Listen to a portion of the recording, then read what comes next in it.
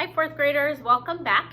Yesterday we worked on our start sentence to respond or write to the prompt about comparing and contrasting the narrators and the point of view in two different texts, Birds Free Lunch and The Shimerdas.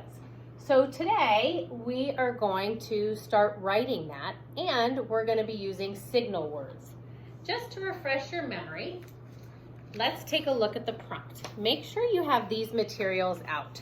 You need your Observing Nature packet with the scavenger hunt on the cover, and you need it open to page 16. We're going to continue writing on page 17. So take that out if you don't already have it. You're also going to need this packet, the Observing Nature packet, and open it up to page 6.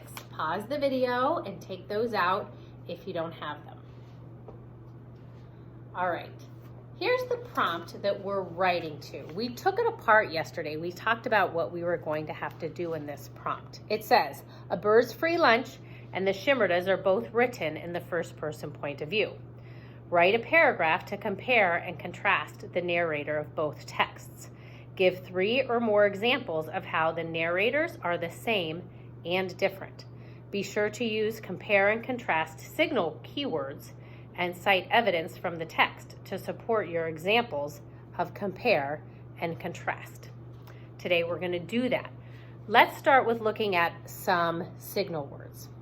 Again, you've already done the thinking about comparing and contrasting these two texts. We did it on page 6 when we looked at these different characters, the characters of the narrator, the age of the narrator, the setting, the actions, and the background of the narrator.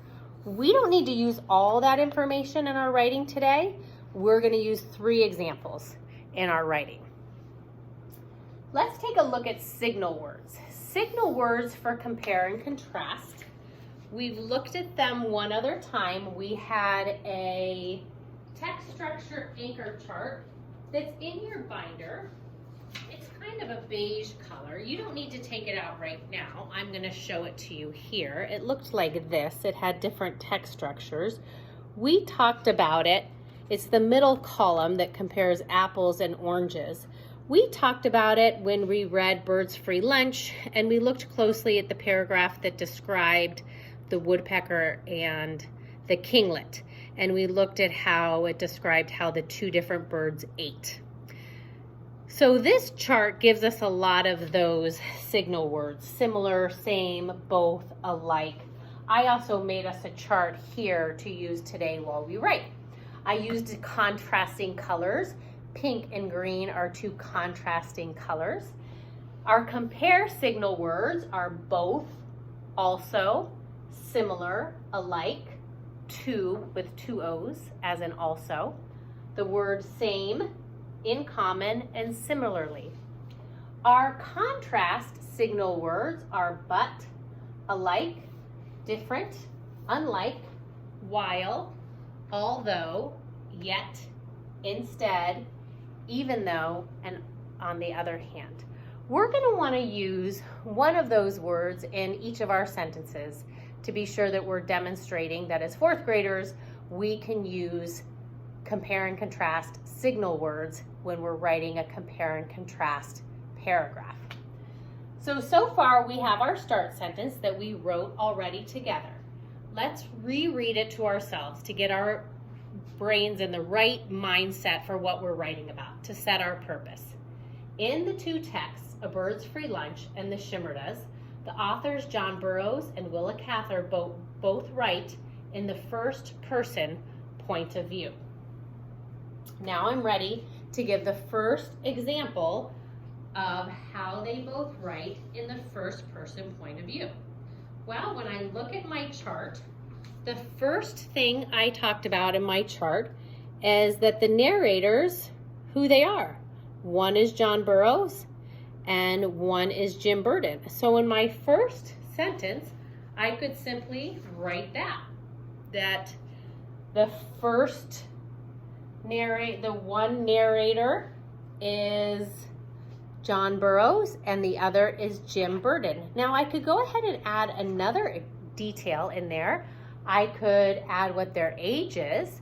I could say, in one text, the author is an older man named John, while, I could use this book, a contrasting word, while the second text has a young man narrator named Jim. Let's write that. So go ahead, take your pencil, and let's write. The first text has an older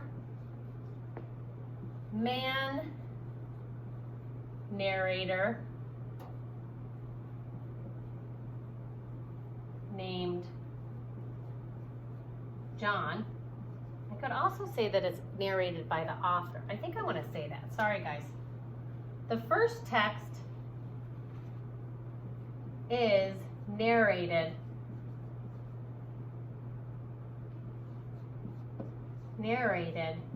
by the author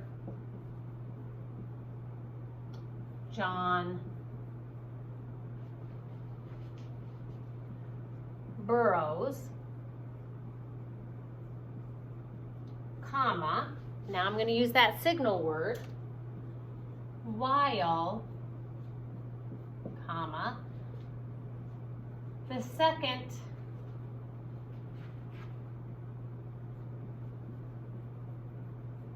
text narrator is a young man. Actually, I'm not even going to say that. I'm going to say he's a character in the book. The second text narrator is the character Jim. Later, we can decide if we want to use the detail that they're old and young.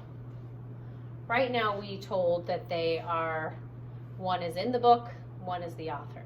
The first text is narrated by the author John Burroughs, while the second text narrator is the character Jim Burden. Why don't you pause your video and write this sentence?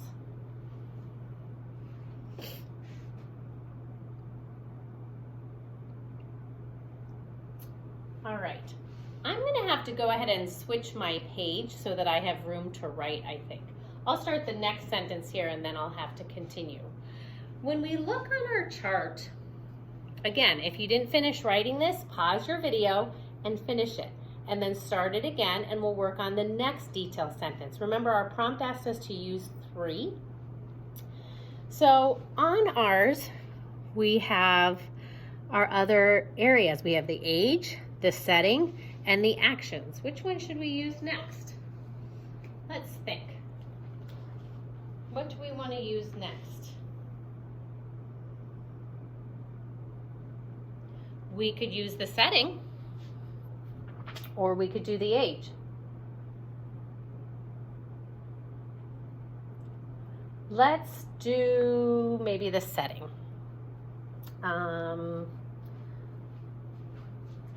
We could say, oh, I lost my things, hold on.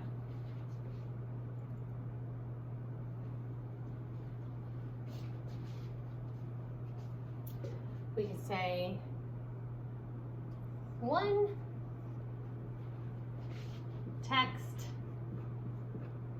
is set in the woods and mountains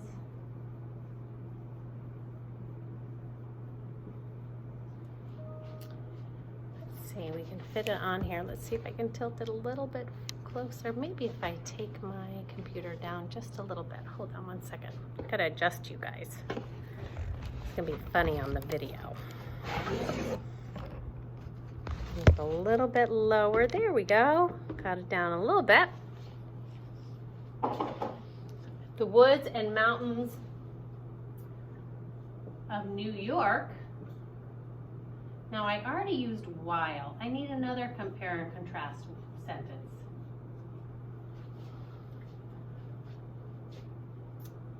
So I used while. I could use but the other is on a farm in Nebraska. Or I could say unlike. Let me read it. One text is set in the woods and mountains of New York.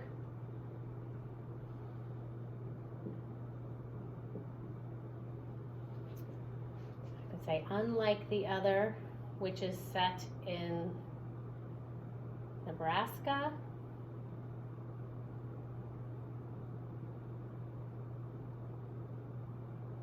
I'm going to say but. One text is set in the woods and mountains of New York, but the other is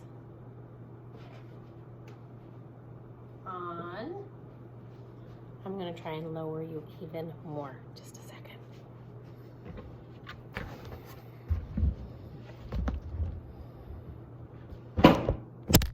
Oh my goodness. This is going to be a funny video, kids. And I won't be able to edit it because of the software I'm using.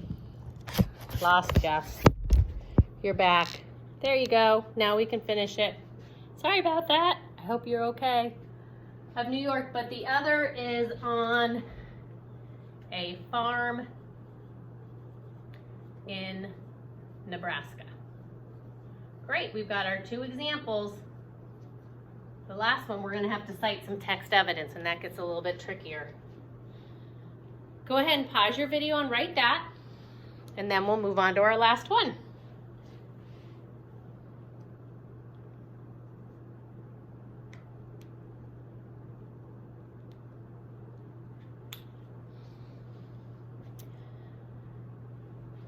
To show text evidence, we might need to talk a little bit more about the setting of where each character is. And because we can look back at the text and see that John Burroughs says in his, I sat at my desk, which shows us that John Burroughs is inside. But in the other one, Jim Burden tells us, I sat down in the middle of the garden, which shows he is outside. So those two pieces of text evidence help us do our third detail, like the prompt asked us to do, and cite text evidence, which is something fourth graders have to do. So this last sentence has more work, and we're going to have to cite the text evidence. I'm going to start the sentence here, but then I'm going to have to turn to the next page in my paragraph. So I've given an example of how it's narrated by John Burroughs and by the character, how one is set in the woods and one is in New York and one is in Nebraska. Now I'm going to talk about how one narrator is inside and one narrator is outside. I'm comparing and contrasting the point of view and giving some text evidence. So let's write our last one. I'm going to start, since I'm using text evidence, I'm going to write the text says, which is a great way to write text evidence. So let's write the text says, okay, and a comma. Write that, pause the video and write it. I'm going to switch the page.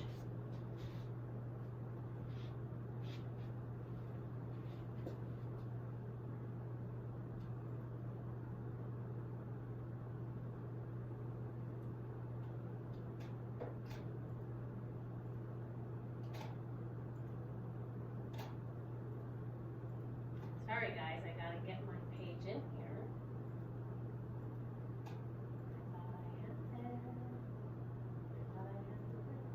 Here it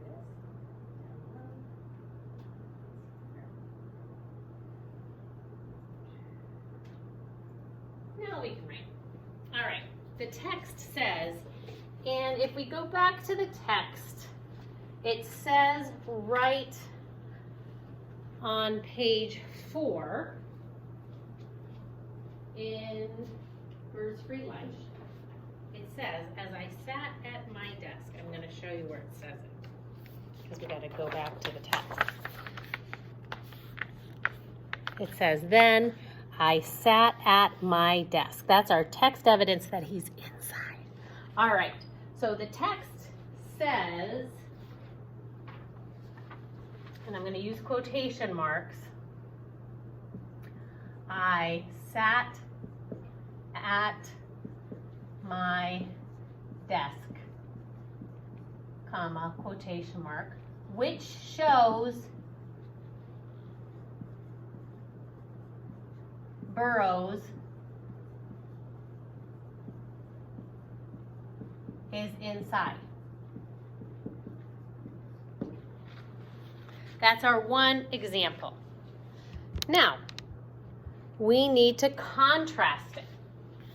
Our next sentence needs to contrast it and cite other evidence. So I can say, on the other hand, or I can say, instead, or although, but I'm going to say on the other hand.